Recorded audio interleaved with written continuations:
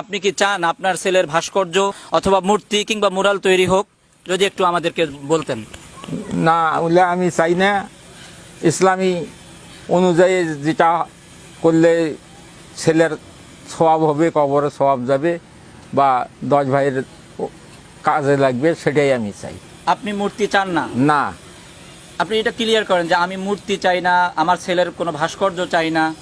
বলে আমি কোনো মূর্তি চাই না, আমার ছেলের কোনো ভাস্কর্য চাই না। আমার ছেলের নাম প্রচার করতে পারবে।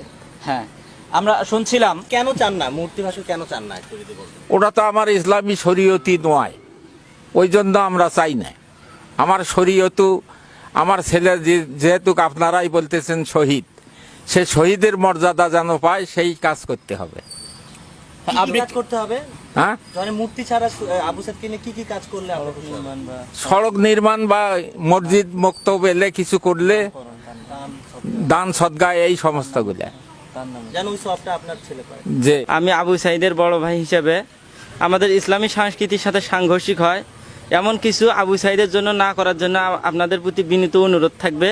আপনারা ভাস্কর্য বা প্রতিকৃতি বানানোর ইচ্ছা পোষণ করবেন না বা বানাইবেন না। আমাদের ফ্যামিলি থেকে আমাদের এটা রিকোয়েস্ট থাকবে।